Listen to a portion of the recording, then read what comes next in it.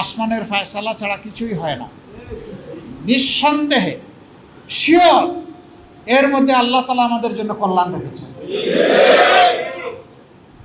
আমাদের দুর্বলতাগুলো আমরা খুঁজে দেখব, আর আল্লাহ যে আমানত আমাদের কাছে রেখেছেন তার পূর্ণ হক আদায় করব ইনশাআল্লাহ। এই দুইটা জিনিস যদি আমরা পারি, পরবর্তী ফয়সালা আল্লাহর উপর ছেড়ে দেন ইনশাআল্লাহ। জুলাই সনদ বাস্তবায়ন হবে কিনা, গণভোটের রায় বাস্তবায়ন হবে কিনা, আল্লাহ চাইলে সব হবে ইনশাআল্লাহ। বলবেন যে সময় তো চলে গেছে। আমাদের সময় চলে গেলেও আল্লাহ তাআলার সময় চলে যায় না। আল্লাহ তাআলার সময় আছে। আমরা দাঁতে কামড় দিয়ে ধরেছি, এগুলা ছেড়ে দেব না। আমরা জাতির সাথে এবং শহীদদের সাথে বেঈমানি করতে পারবো না। শহীদের আত্মা কষ্ট পাবে আমরা যদি এখান থেকে পল্টি মারি। আমরা এই কাজ করবো না ইনশাআল্লাহ। আমাদের তাওয়াক্কুল খালেস পাবে আল্লাহ তাআলার উপর। সংসদের ভিতরে অনেকে হুমকি ধমকি দিছে না? আমি এর জবাবে সংসদে দাঁড়িয়ে বলেছিলাম, অনেকে আমাদেরকে বলে যদি এইটা করেন ওইটা করেন, যদি এইভাবে না চলেন ওইভাবে চলেন, তাহলে কিন্তু ওই পরিণতির জন্য তৈরি থাকতে হবে। আমি বলেছিলাম যে এই পরিণতি দেখে দেখেই 55 বছর এই জাতি এই জায়গায় এসেছে। সুতরাং নতুন করে কোনো পরিণতির ভয় দেখাবার কিছু নেই। আমরা পরিণতির ভয় একটাই করি, সেটা আল্লাহ তাআলার পরিণতি, আর কারো পরিণতির পরোয়া করি না। আমাদের দাবি অব্যাহত থাকবে ইনশাআল্লাহ। এই এলাকা থেকে আপনারা আমাকে আপনাদের আমানত সমঝে দিয়েছেন। কিছু বাস্তব সমস্যা আছে, সরকারের কিছু সীমাবদ্ধতা আছে, আবার কিছু দুষ্ট লোকের কারসাজি আছে। এই সবগুলো নিয়ে আমরা সংসদে কথা বলছি এবং পরিষ্কারভাবে জানতে চেয়েছি যে এখানকার সমস্যার সমাধান করবেন কিনা প্রধানমন্ত্রী। আলহামদুলিল্লাহ তিনি সম্মানের সাথে এটা কবুল করেছেন। একটু দেরি করে ফেলেছেন, প্রথমবারের পরে মাঝখানে 1.5 মাস চলে গেছে।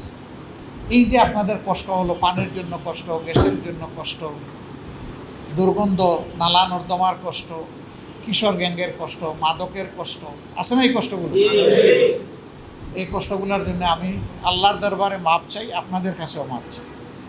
আমি চেষ্টা করেছি, পারি নাই, তবে আমি চেষ্টা ছাড়ি নাই। আমি আশা করি ইনশাআল্লাহ আমরা কামিয়াব হব, আমরা সফল হব। এই সমস্যাগুলোর সমাধান ইনশাআল্লাহ হবে।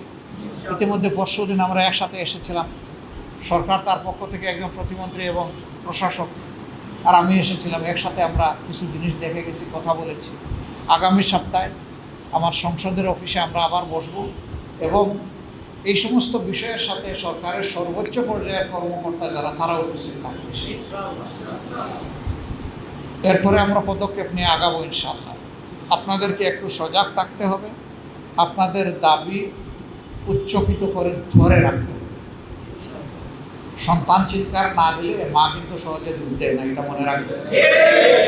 আপনাদের এই চিৎকার, ন্যায্য চিৎকার জারি রাখতে হবে।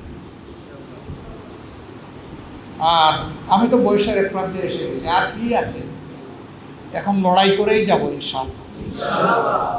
সব কিছুতেই লড়াই চলবে। মানুষের অধিকারের পক্ষে, ন্যায়ের পক্ষে, আল্লাহর দ্বীনের পক্ষে, কালিমার পক্ষে, সততার পক্ষে, সত্যের পক্ষে এই লড়াই অব্যাহত থাকবে ইনশাআল্লাহ। এলাকার মানুষের অধিকারের পক্ষেও লড়াইয়ে কোনো আপোষ নেই, এটাও চলবে ইনশাআল্লাহ। সম্মানিত ভাইয়েরা, সামনে স্থানীয় সরকার নির্বাচন আসছে। এই নির্বাচনে আমরা সিদ্ধান্ত নিয়েছি সকল জায়গায়, সকল ক্ষেত্রে ইনশাআল্লাহ আমরা অংশগ্রহণ করব। আপনারা এটা চান? এই দুর্বল ইনশাআল্লাহ হবে, হ্যাঁ তারা চান। গতবার যে ত্যাগ স্বীকার করেছেন, এবার তার চেয়ে তো কিছু কম করলে হবে, কারণ এটা স্থানীয় সরকার নির্বাচন। হ্যাঁ, আরো বেশি ইনশাআল্লাহ প্রস্তুত হন, আরো বেশি করা লাগবে। যে নির্বাচনটা হয়ে গেল এটা হলো সরকার গঠনের নির্বাচন, আইন তৈরির নির্বাচন। আর এখন যে নির্বাচন হবে এটা হলো উন্নয়নের নির্বাচন। উন্নয়ন যেখানে, মধুও সেখানে, তাই না? মধু যেখানে, মৌমাছিও সেখানে। মৌমাছি তাড়াতে হবে না? মানুষের মধু ঘরে ঘরে পৌঁছাতে হবে না? ইনশাআল্লাহ আমরা মৌমাছিকে ওই মধু, বা মৌমাছি বাদ দেন, মাছি যেটা, মাছিকে মধু খেতে দেবো না ইনশাআল্লাহ। যার হোক তার কাছে পৌঁছে যাবে। এই এলাকায় আমি একটা বিশেষ সহযোগিতা চাই। সামান্য ভুল যদি এই এলাকায় হয়, বঙ্গোপসাগরে জোয়ার শুরু হয়ে যাবে।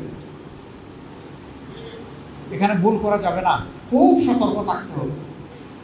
যখন সরকার থেকে কোনো দান অনুদান আসবে, একেবারেই ন্যায্য পাওনাদার যেন পায়। এখানে যে সমস্ত দায়িত্বশীলরা আছেন, তারাও যদি কেউ পাওনাদার হন, আমি বলবো নেবেন না। আপনাদের আত্মীয় স্বজন কেউ দিবেন না, কারণ এতদিন এইগুলা ছাড়া আল্লাহ আমাদেরকে চালান নাই, সম্মানের সাথে রাখেন নাই। ইনশাআল্লাহ সম্মান আল্লাহ আরো বাড়াই দিবেন, রিজেকের বরকতও আল্লাহ বাড়াই দিবেন। এরপরে আমাদের মাঝে যদি বিশেষ কেউ থাকে, আমি আপনাদের একজন রাখাল, একজন চকিদার হিসাবে এটা দেখার জন্য আমি আছি, আমি দেব। কিন্তু এটা সরকারি তহবিল থেকে হবে না, এটা অন্য জায়গা থেকে হবে ইনশাআল্লাহ, সেটাও পূরণ হবে। এই দুইটার ভারসাম্য নিয়ে আমরা চলব। আমরা যেন কেউ ভুলটা না করি। ভুল করলে আমি লজ্জা পাওয়া মানে পুরা জামাতে ইসলামী লজ্জা পাওয়া। অন্য একজন এমপির আর আমার ব্যাপারটা সমান না। আমার এই দায়িত্বটা না থাকলে আমি বেঁচে গেছিলাম, কিন্তু এই দায়িত্বের কারণে আমার হাত পা বাঁধা, আমাকে চোখ সব সময় খোলা রাখতে হবে। আমার চোখে ঘুম আসতে পারবে না। আপনারা দোয়া করবেন।